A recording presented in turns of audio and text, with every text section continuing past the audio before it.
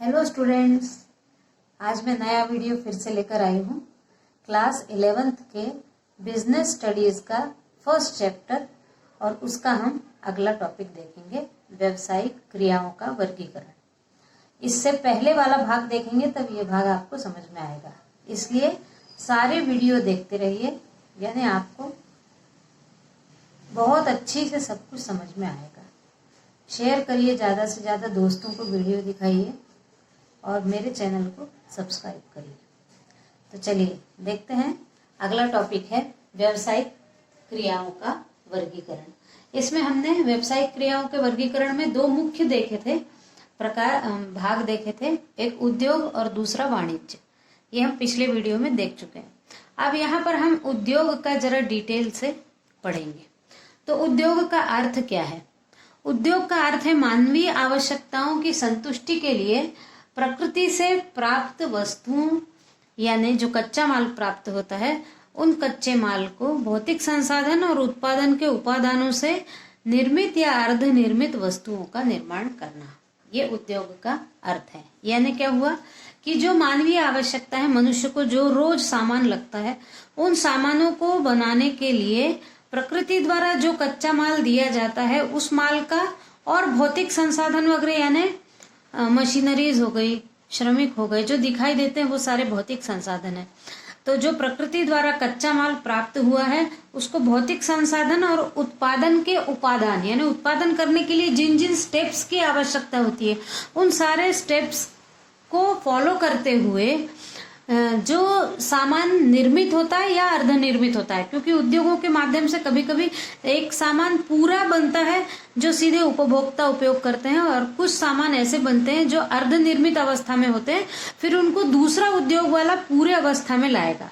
जैसे अपन ले ले, मान लो सूती वस्त्र, तो कपास मिला कच्चा माल के रूप में खेतों से, और उसको एक फैक्ट्री ने केवल धागा बनाया और फिर धागा आगे दूसरी फैक्ट्री के लिए दे दिया गया। वो दूसरी फैक्ट्री को कच्चा माल कहलाएगा और वहां से वो दूसरी फैक्ट्री उसका कपड़ा बनाकर बेचेगी।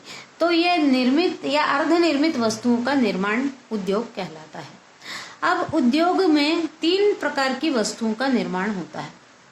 पहली हो गई पूंजीकृत वस्तुएं। पूंजीकृत वस्तुएं यानी ऐसी वस्तुएं जो पूंजी निर्माण में सहायता करती है, जैसे यंत्र हो गए, मशीनरीज हो गई। ये वस्तुएं क्या करती है? दूसरे वस्तुओं के निर्माण में सहायता करती हैं, तो वो पूंजीकृत वस्तुएं कहलाती हैं। जैसे यंत्र हो गया, प्लांट हो गया, मशीनरीज हो गई, ये उद्योगों में लगती हैं। इनमें पूंजी लगाकर फिर पूंजी प्राप्त की जाती है। दूसरा है उपभोक्ता वस्तुएं। उपभोक्ता वस्तुएं यानी सीधे बनने के बाद सीधे उपभोक्ता के काम आती है ऐसी वस्तुएं, जैसे ब्रेड हो गया, कपड़ा हो गया। धागा उपभोक्ता की वस्तुएं कम होगा, क्योंकि कभी कहीं तो धागा भी हम सिलाई के लिए उपयोग करते हैं, लेकिन जो कच्चा धागा होता है जिससे कपड़ा बनाया बुना जाता है और फिर रंगा जाता है, वो कोई नहीं खरीदता, तो वो कहलाएगा। जैसे ब्रेड और कपड़ा है, ये डायरेक्ट बनने के बाद उपभोक्ता खरीद लेते हैं जो उपयोग करते हैं।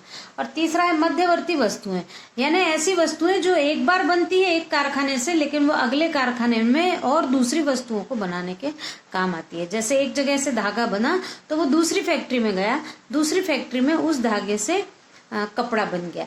या कागज है, जैसे बांस से यदि कागज बन रहा है, तो जो लुगदी है, लुगदी बनाकर कागज बनाया जाएगा एक फैक्ट्री में, फिर उन कागजों को इकट्ठा करने के बाद में कॉपियां वगैरह बनेंगी वो अगली फैक्ट्री में। तो ये ऐसी वस्तुएं मध्यवर्ती वस्तुएं कहलाती हैं। अब हम देखते हैं उद्योग की विशेषताएं कि उद्योग में क्या क्या विशेषताएं हैं। तो उपयोगिता का सृजन करना। उद्योग के माध्यम से जो वस्तु बनती है, उस वस्तु में या फिर जो प्रकृति से मिलता है, उसमें परिवर्तन करने का काम उद्योग का होता है, और वो उद्योग उसमें परिवर्तन करने के बाद उपयोगिता का सृजन करता है, यानी वो मनुष्य के लिए उपयोगी रहेगी। तो वस्तुओं का निर्माण आप लोग देखते होंगे, कारखानों में नई नई वस्तुओं का निर्माण होता है जो पहले कभी नहीं चलती थी, लेकिन उनका वो बनी और उनका उपयोगिता लोगों को महसूस हुई तो लोग लेने लगे। फिर है प्रमुख क्रिया। अब प्रमुख क्रिया यानी ये जो उद्योग है, ये व्यवसाय की प्रमुख क्रिया है। बिना उद्योग के व्यवसाय नहीं किया जा सकता।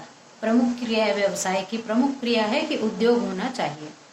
फिर तीसरा है विक्रय योग्य बनाना, यानी उद्योग के द्वारा बनी हुई वस्तुओं को ऐसा बनाया जाता है ताकि उसको सीधे विक्रय यानी लोग खरीद लें, ऐसा बनाया जाता है, दूसरों के लिए उपयोगी होती है वो वस्तुएं। फिर है चौथा कला और विज्ञान दोनों। तो उद्योग जो है वो विज्ञान के ही समान नियमबद्ध तरीके से वस्तुओं का निर्माण करता है और उद्योग में बनी हुई वस्तुओं को कलात्मक रूप से लोगों के सामने प्रस्तुत किया जाता है, बेचा जाता है, इसलिए उद्योग को कला और विज्ञान दोनों कहा है। फिर है उत्पादन करना।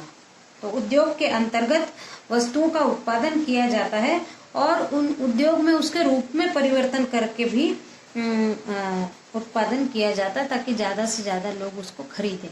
फिर छठवां है कच्चे माल का परिवर्तन।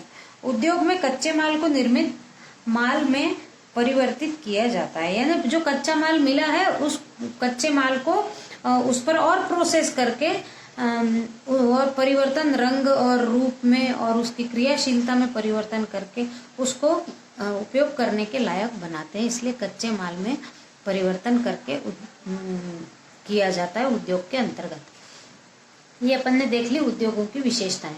अब हमको ये देखना है कि उद्योग के प्रकार कितने हैं।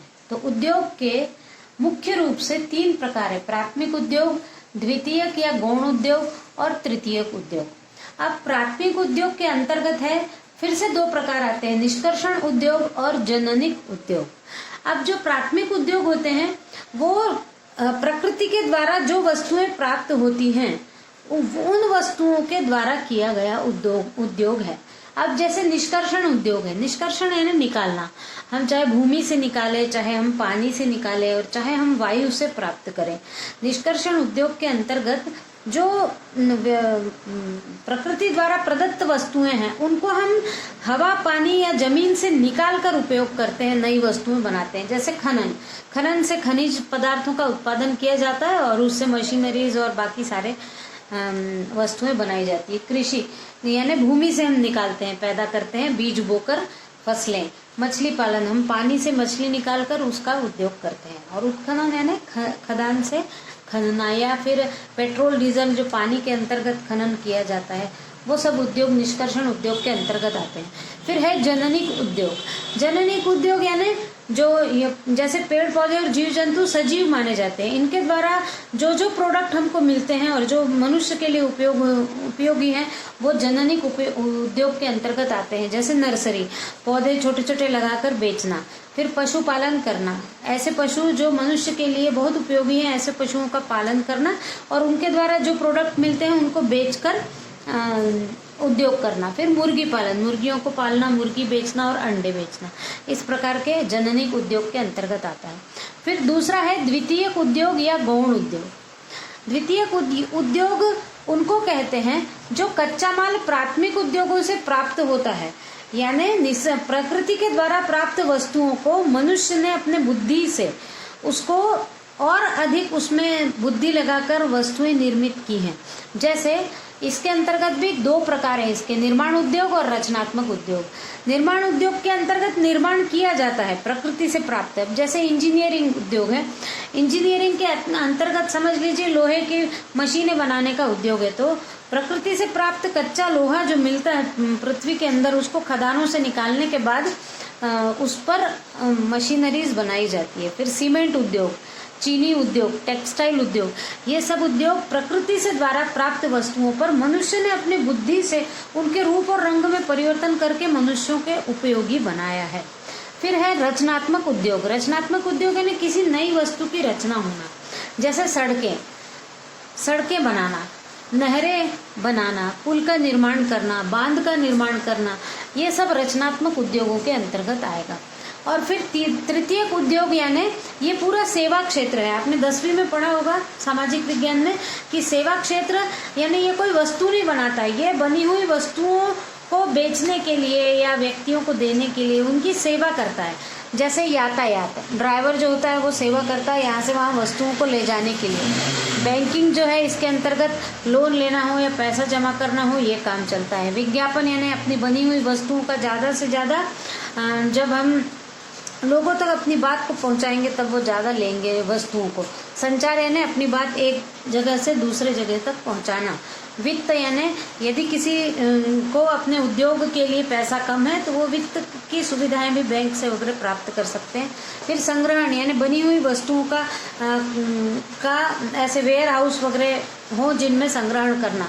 और फिर बीमा, बीमा यानी सब जानते हैं, बीमा यानी अपनी मृत्यु या फिर किसी और अपने उद्योग का भी बीमा कर लिया जाता है। यदि वहाँ आग लग गई या कुछ ऐसी दुर्घटना घट गई तो उसके लिए वो नुकसान न हो, उसके बदले पैसा प्राप्त हो जाए, ऐसा बीमा। ये सब तृतीयक उद्योगों के अंतर्गत आता है। आज के लिए इतना ही। Thank you.